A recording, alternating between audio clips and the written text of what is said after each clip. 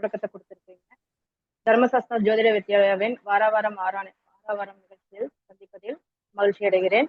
ஒரு ஸ்தல விருட்சம் அப்படிங்கிறது வந்து நம்மளுடைய கர்ம வினைகளை போக்குற அளவுக்கு சக்தி வாய்ந்தது. ஒவ்வொரு கோயிலும் இருக்கக்கூடிய விருட்சமானது அந்த கர்ப்ப கிரகத்தினுடைய சக்தியை முழுமையா ஈர்த்து வச்சிருக்கும். மேலும் பிரபஞ்சத்துல இருக்கக்கூடிய சக்தியையும் பாசிட்டிவ் எனர்ஜியும் அந்த ஸ்தல விருட்சத்துல இருக்கும்.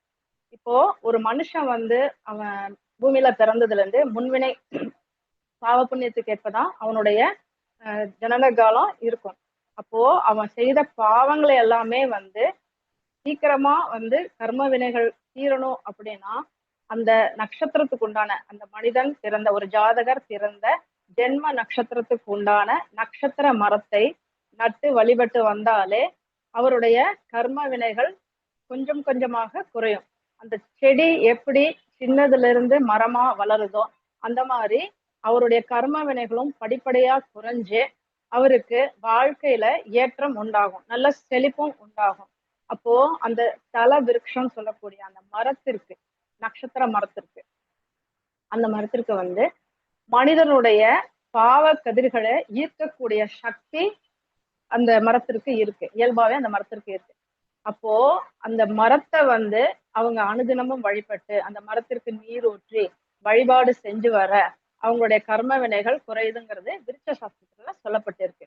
அப்போ ஒவ்வொரு நட்சத்திரக்காரங்களும் 27 நட்சத்திரத்துல ஜனித்த ஒவ்வொரு ஜாதகரும் ஒவ்வொரு மனிதர்களும் அவங்க நட்சத்திரத்துக்கு உண்டான மரங்களை வீட்டுல வளர்த்து வரலாம்.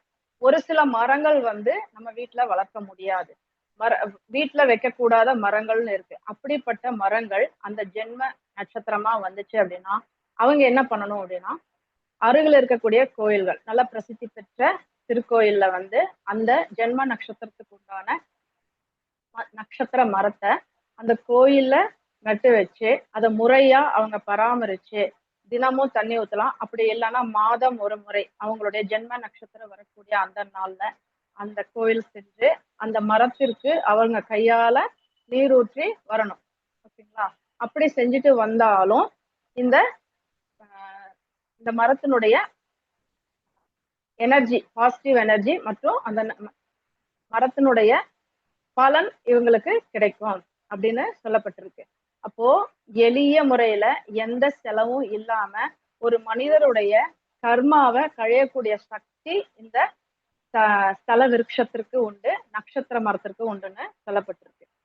ஸோ ஒவ்வொருவரும் வாழ்வுல அவங்கவுங்க வாழ்க்கையில அவங்கவுங்களுடைய கர்ம வினைய போக்கணும் அப்படின்னா அவங்கவுங்க நட்சத்திரத்துக்கு உண்டான மரக்கன்றுகளை வீட்டில் வளர்த்து அல்லது கோவில்களில் வளர்த்து வந்தாலே எளிய முறையில அவங்களுடைய கர்ம வினைய தீர்த்து அவங்களுடைய வாழ்க்கையில ஏற்றம் பெறலான்னு சாஸ்திரத்துல சொல்லப்பட்டிருக்கு.